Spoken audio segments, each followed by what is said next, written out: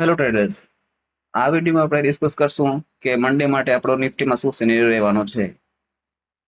મંડે discuss કરતા પહેલા આપણે જોઈ લઈએ કે આપણે આજ માટે શું સિનેરિયો હતો. તો કાલે મેં તમને વિડીયોમાં કીધું હતું, અગર માર્કેટ 23,720 ની ઉપર નીકળે તો તમારે કોલ સાઈડ બેસી જવાનું છે અને તમારો ફર્સ્ટ ટાર્ગેટ રહેવાનો છે 23,780 ને સેકન્ડ ટાર્ગેટ તમારો રહેવાનો છે 23,800 ને એક્ઝેક્ટલી ત્યાં જ લેવલથી જ આપણે માર્કેટ નીચે આવી છે. હવે જોઈએ આપણે મંડેના શું લેવલ છે આપણા માટે. તો મંડેના આપણે મેન સપોર્ટ છે, સ્ટ્રોંગ સપોર્ટ જોવા જે કહીએ આપણે એ છે 23,500.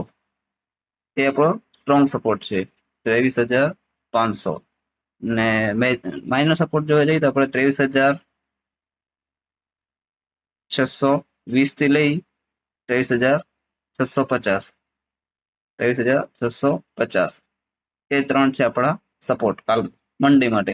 અને મંડે માટે રેઝિસ્ટન્સ જોવા જઈએ આપણે તો એ છે 23,850 23,850 થી લઈ 23,900 એ છે મંડે માટે રેઝિસ્ટન્સ. હવે મંડેમાં આપણે ટ્રેડ ક્યાં એક્ટિવ થાય છે અને ટ્રેડ કેવી રીતે લઈ શકાય અને કયા લેવલથી લઈ શકાય. તો એના માટે બુલિશ ટ્રેડ અગર તમારે માર્કેટ 23,800 ની ઉપર નીકળે 23,800 ની ઉપર નીકળે તો તમે ટાર્ગેટ રાખી 23,880 ફર્સ્ટ ટાર્ગેટ ને 23,900 એ તમારો સેકન્ડ ટાર્ગેટ બુલિશ સાઈડનો રહી શકે.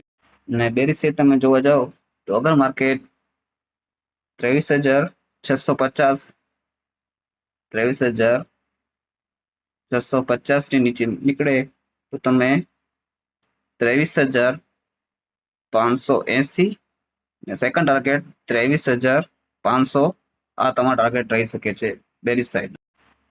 કાલનો સ્કાલ્પિંગ ઝોન છે 23,800 થી લઈ 23,830 23,800 થી લઈ 23,830 એ તમારો સ્કાલ્પિંગ ઝોન છે. કાલ મળીએ મંડેના